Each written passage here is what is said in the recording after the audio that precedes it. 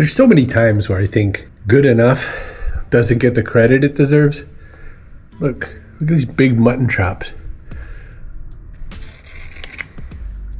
It's good enough. We always think like we have to be perfect, right? Oh no, my look. It's good enough. You know what I mean? Like we worry so much about, we're so self-conscious, right? But none of this isn't what matters. Like if we're like in a Hollywood movie or we're a fashionista or something, then we have to worry. And you don't want to necessarily just chop your hair off sideways or something. We don't have to be perfect. We just have to do it.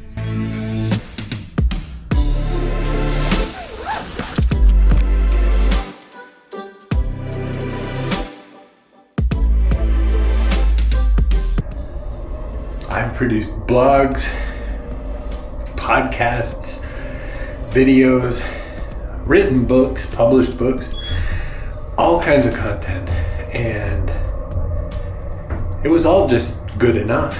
It wasn't perfect. Nothing I've ever done, oh no, is perfect.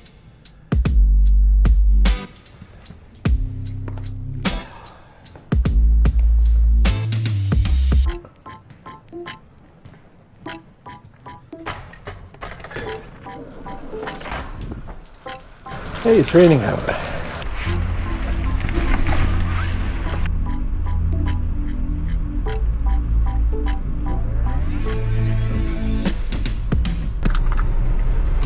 It's okay that it's raining out.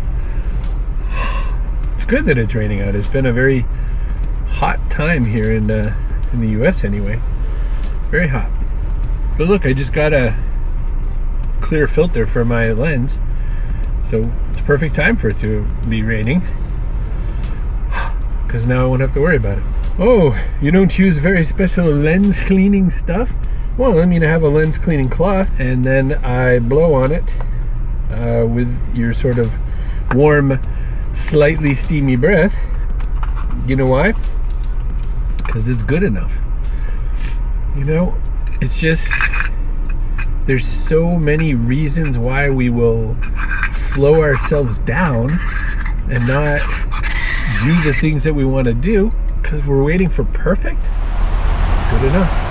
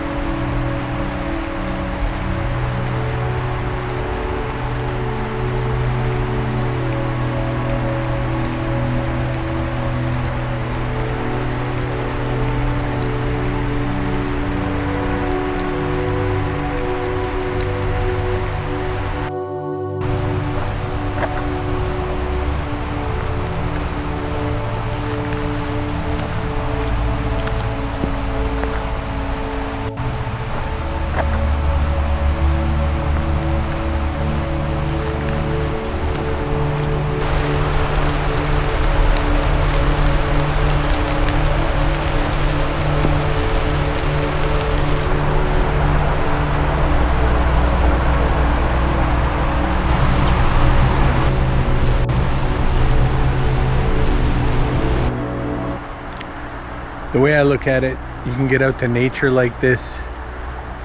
It doesn't have to be perfect. But you know, if you don't like the path you're on, walk right through the bushes and make your own path. That's the way I see it.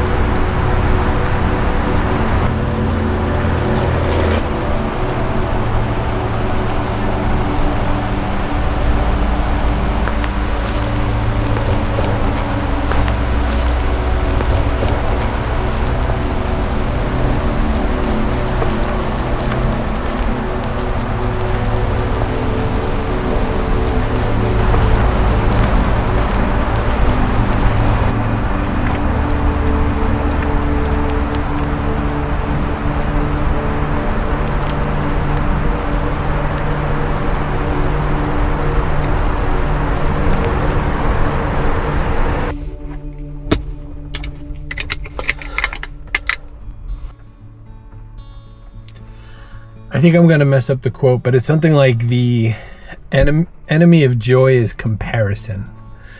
I think that's what it is. I'll put the real quote up if I've got it wrong, and if I'm right, I'll put the right quote up. The enemy of joy is comparison. So it's funny, this 35mm lens, this is the Voigtländer Nokton Classic 3. This, I wanted it because it was compact. I wanted it because it was manual focus, and I wanted it because I had heard incredible things about Voigtländer glass quality, that these lenses are lenses you want to take with you no matter what camera you're going to shoot. And what I found I was doing was that I was cropping in to get the thing I wanted almost, well, not every shot, but a lot of my shots. And I thought, well, then clearly it's not the right focal length for me if I keep cropping the image down to the equivalent of a different focal length. And so I was like, okay, but 35 and 40 isn't that big a difference. 35 and 50 is. And that's how this guy got on my camera. So 35 and a 50. I sold 2 different things to buy this lens so that it would cost me no money, actually. No current real money out of my bank. And it is good enough. And I really like the 50. The only difference, and I showed this in the last video, is that it's bigger. It's almost twice the size of the 35, and I like how compact the 35 is. But the 50 is good enough, and the 50 feels good. Like the person who told me that the 40 is better than either the 35 or the 50, good for you, person. The 50 is good enough. A lot of what people do when they think about cameras is they compare the features they want, which you're supposed to. They compare, like, do I have enough megapixels? They compare what's popular. Sometimes they compare aesthetics. You want a camera that feels good to walk around with.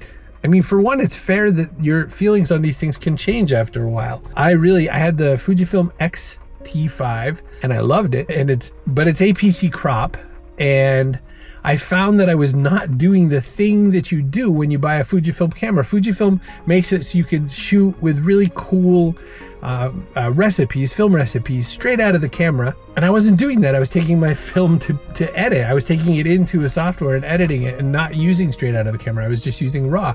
So I had stopped using the primary reason that people buy a Fujifilm. So then I thought, well, then I'm gonna need to be full frame, and that's fine. Well, looks wise, look at the Fujifilm X-T5 and the Nikon or Nikon, depending on where you're in the world, the Nikon Zf, X-T5 and Zf, they look very similar, but enough reviews told me that maybe that's not what I need. Maybe that's not gonna do it for me. The reviews were saying a couple things. One was that the Zf was not exactly a super fun one to hold. They said some of the controls up top were a little fussy and they took a little getting used to. And I thought, okay, I could see that. And that's when I really committed to getting the Sony A7iv. And the reason I did, and what it does for me and why I want it, the reason I committed to it was because it did all of the things I needed. It had a great amount of megapixels. It had all the right dials and knobs that were programmable. And that was the difference, because I could do what I wanted it to do. I could make it fit myself. And I know I covered some of this in my very last video, but the other way we're going to talk about it, or the other way we want to think about it, is once you get the thing that's good enough, slow down. I could sell this 35 back, because the 50, even though it's a lot bigger and feels bigger to me, it's good enough for a lot of the way that I shoot photography. There will be days when I think, oh wow, this thing is pretty close up. I might have to get a little wider here. You know what I have for that? It's right in my pocket.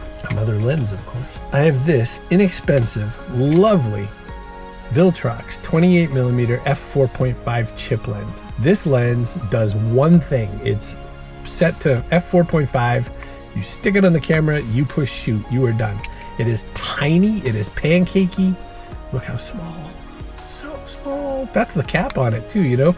Like, you have to look at basically that silver line. That's where it begins and ends. I can deal with that. That's smaller than that really awesome Voigtländer that I got, so I can have the Voigtländer 50mm. That is an amazing lens, incredible glass, great manual focus, does all the things I want, has all kinds of options, great in low light, blah, blah, blah. And the rare time I need to get an ultra wide shot, I can use that chip. And if I want, I can get rid of this guy. You want to get to that part of your experience. You want to get to where you have options and you can decide that something's good enough. I'm grateful that you came out with me on this rainy day, took a few photos with me. Extra grateful that you listen to me when you do and give me your time when you do. If you haven't subscribed, please do. You know how to reach me, chris@chrisbrogan.com. I love emails, so please send me an email. I always love it. And I love comments. You know, comments help this channel grow. That's all you have to do. You just have to leave a comment. Hey, good video. Hey, that little bit was funny. When you pretended that you didn't notice that sign.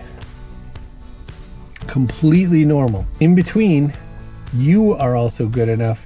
You are good enough to fit what you need to do. And remember, be good to yourself.